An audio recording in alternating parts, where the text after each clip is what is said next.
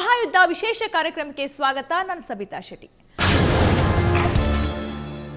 ಈ ಸಲದ ಲೋಕಸಭಾ ಚುನಾವಣೆಯಲ್ಲಿ ದೇಶದಾದ್ಯಂತ ನಡೀತಾ ಇರುವ ರಾಜಕೀಯ ಬೆಳವಣಿಗೆಗಳಂತೆ ಒಂದು ತೂಕ ಆದರೆ ಉತ್ತರ ಪ್ರದೇಶದ ರಾಜಕೀಯದ್ದೇ ಇನ್ನೊಂದು ತೂಕ. ಅಧಿಕಾರಕ್ಕೆ ಬರುವ ಕನಸು ಕಾಣುವ ಯಾವ ಪಕ್ಷವಾದರೂ ಉತ್ತರ ಪ್ರದೇಶವನ್ನ ಅಲಕ್ಷಿಸಿ ರಣನೀತಿ ರಚಿಸೋಕೆ ಸಾಧ್ಯವೇ ಇಲ್ಲ. ಒಂದು ವೇಳೆ ರಚಿಸಿದ್ರೂ ಕೂಡ ಅದು ಕಾರ್ಯಸಾಧುವಲ್ಲ. ಮಹಾಯುದ್ಧದಲ್ಲಿ ಉತ್ತರ ಪ್ರದೇಶದ ಮತದಾರನೇ ಕಿಂಗ್ ಮೇಕರ್. ಇಂತಹ ಉತ್ತರ ಪ್ರದೇಶದಿಂದ ಸಾಕ್ಷಾತ್ ಸುದ್ದಿ ಹೊತ್ತು ತಂದಿದೆ ನಮ್ಮ ತಂಡ. ದೆಹಲಿ ತಲುಪೋದಕ್ಕೆ ಶಾರ್ಟ್ ಕಟ್ಗಳಿಲ್ಲ, ಉತ್ತರ ಪ್ರದೇಶದ ಮೂಲಕನೇ ಹೋಗಬೇಕು. ಈ ಮಾತು ಭೌಗೋಳಿಕವಾಗಿ ಸುಳ್ಳಾಗಿರಬಹುದು, ಆದರೆ ರಾಜಕೀಯವಾಗಿ ಪರಮ ಸತ್ಯ. 80 ಲೋಕಸಭಾ ಕ್ಷೇತ್ರಗಳಿರೋ ಉತ್ತರ ಪ್ರದೇಶದಲ್ಲಿ ಅತ್ಯುತ್ತಮ ಪ್ರದರ್ಶನ ತೋರಿಸಿದವರಿಗೆ ಮಾತ್ರ ದೆಹಲಿ ಸಿಂಹಾಸನದ ದಾರಿ ಸುಗಮ ಆಗೋದು. ಈ ಮಾತನ್ನ ಇತಿಹಾಸ ಮತ್ತೆ ಮತ್ತೆ ಪ್ರೂವ್ ಮಾಡಿದೆ. ಇಂಥದೊಂದು ಪ್ರಮುಖ ಯುದ್ಧ ಭೂಮಿ ಉತ್ತರ ಪ್ರದೇಶದ ರಾಜಕೀಯ ಬೆಳವಣಿಗೆಗಳಿಂದ ಕನ್ನಡದ ವೀಕ್ಷಕ ವಂಚಿತನಾಗಬಾರದು. ಆ ಕಾರಣಕ್ಕಾಗಿ ಉತ್ತರ ಪ್ರದೇಶದಲ್ಲಿದೆ ನಿಮ್ಮ ಸುವರ್ಣ ನ್ಯೂಸ್ ತಂಡ.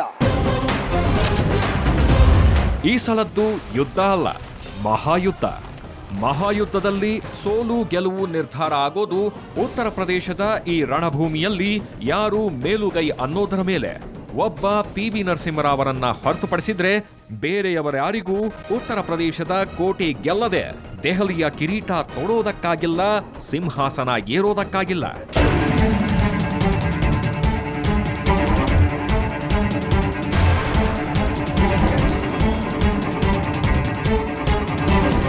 ಇದುವರೆಗೂ ನಮ್ಮನ್ನಾಳಿದ 13 ಜನ ಪ್ರಧಾನಿಗಳ ಪೈಕಿ 8 ಜನ ಇಲ್ಲಿಂದಲೇ ಗೆದ್ದು ಬಂದವರು.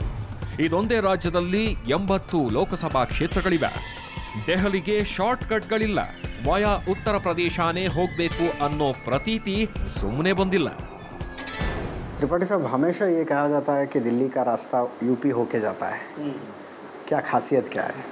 उसके पीछे बहुत स्वाभाविक कारण ये है कि उत्तर प्रदेश एक बड़ी जनसंख्या वाला राज्य है, जहाँ पर सर्वाधिक लोकसभा सीटें हैं. तो निश्चित रूप से अगर आपको दिल्ली फतह करनी है और सरकार बनानी है तो उत्तर प्रदेश की आप उपेक्षा करके या यहाँ पर कम संख्या में विजयी होकर के दिल्ली में सरकार नहीं बना सकते. इसलिए एक जुमला चल पड़ा है, एक वाक्य बहुत चर्चित है कि अगर आपको दिल्ली जीतना है तो उत्तर प्रदेश को जीतना होगा. ಸಾರ್ವಜನಿಕ ಆಡಳಿತದಲ್ಲಿ ಡಾಕ್ಟರೇಟ್ ಮಾಡಿರುವ PM ತ್ರಿಪಾಠಿ ಉತ್ತರ ಪ್ರದೇಶದ ಅತ್ಯಂತ ಗೌರವಾನ್ವಿತ ರಾಜಕೀಯ ವಿಶ್ಲೇಷಕರ ಪೈಕಿ ಒಬ್ಬರು. 60ರ ದಶಕದ ನಂತರದ ಇಲ್ಲಿನ ರಾಜಕೀಯ ಬೆಳವಣಿಗೆಗಳ ಆಳವಾದ ಅಧ್ಯಯನ ನಡೆಸಿದವರು. ಸದ್ಯಕ್ಕೆ ಮೋದಿ ಅಲೆ ಇರುವುದನ್ನು ಇವರು ಒಪ್ತಾರಾದರೂ ಬಿಜೆಪಿ ಉತ್ತರ ಪ್ರದೇಶದಲ್ಲಿ ಪಡೆಯಬಹುದಾದ ದೊಡ್ಡ ಗೆಲುವಿಗೆ ಮೋದಿ ಮಾತ್ರ ಕಾರಣ ಅನ್ನೋದನ್ನ ಒಪ್ಪೋದಿಲ್ಲ. मुझे बहुत अजीब इस बात की लग रहा है कि बीजेपी का कमबैक, हर एग्जिट पोल बोल रहे हैं कि मिनिमम 30, मैक्सिमम 49. क्या वजह क्या है इसके पीछे? नहीं, एक तो इसमें कोई बहुत आश्चर्य की बात नहीं है. बात नहीं है ना, उसके पीछे कारण ये है कि बीजेपी इसलिए सत्ता में वापस नहीं आ रही है कि उसका प्रदर्शन बहुत अच्छा रहा. बीजेपी इसलिए सत्ता में वापस आ रही है या बड़ी संख्या में जीतने की संभावनाएं हैं क्योंकि कांग्रेस और दूसरे दलों का प्रदर्शन बहुत खराब रहा. ಎಸ್, ಸಮಾಜವಾದಿ ಪಕ್ಷದ ವಿರುದ್ಧ ಇರುವ ಆಡಳಿತ ವಿರೋಧಿ ಅಲೆ ರಾಷ್ಟ್ರ ಮಟ್ಟದಲ್ಲಿ ಕಾಂಗ್ರೆಸ್ ನೇತೃತ್ವದ UPA ವಿರುದ್ಧದ ಆಡಳಿತದ ಅಲೆ ಸೇರಿಕೊಂಡು ಉತ್ತರ ಪ್ರದೇಶದಲ್ಲಿ ಬಿಜೆಪಿಗೆ ಒಂದು ಫಲವತ್ತಾದ ಭೂಮಿ ಒದಗಿಸಿಕೊಟ್ಟಿವೆ. ಅದರ ಜೊತೆ ಮೋದಿ ಅಲೆಯನ್ನ ತೆಗೆದುಕೊಂಡು ಹೋಗಿ ಈ ಭಾಗದ ಮೂಲೆ ಮೂಲೆಗೂ ತಲುಪಿಸಿದ ಅಮಿತ್ ಶಾರ ಕಾರ್ಯತಂತ್ರ ಎಲ್ಲ ಸೇರ್ಕೊಂಡು ಬಿಜೆಪಿಯ ಪಾಲಿಗೆ ಒಂದು ಪುನರ್ಜನ್ಮ ತಂದುಕೊಟ್ಟಿವೆ ಉತ್ತರ ಪ್ರದೇಶದಲ್ಲಿ. ಚುನಾವಣಾ ಪೂರ್ವ ಸಮೀಕ್ಷೆಗಳ ಪೈಕಿ ಅತ್ಯಂತ ಕಡಿಮೆ ಅಂದ್ರೂ 30 ಸ್ಥಾನ ಅನ್ನೋ ಭವಿಷ್ಯ ನುಡಿಯಲಾಗಿದೆ. 30 ಗೆದ್ರೂ ಬಿಜೆಪಿ ಇಲ್ಲಿ 3 ಪಟ್ಟು ಹೆಚ್ಚು ಸ್ಥಾನ ಪಡೆದಂತೆ ಲೆಕ್ಕ.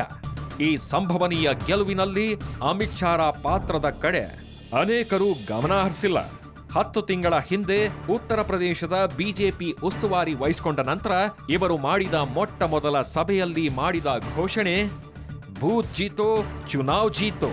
और सर, अमित शाह आजकल क्या कर रहे हैं यहाँ पे और उनका जो वर्किंग स्टाइल है वो रिजल्ट के ऊपर कैसे निर्भर अमित शाह कभी भी मास लीडर नहीं रहे. हाँ, वो क्लास लीडर रहे, वो संगठन के आदमी.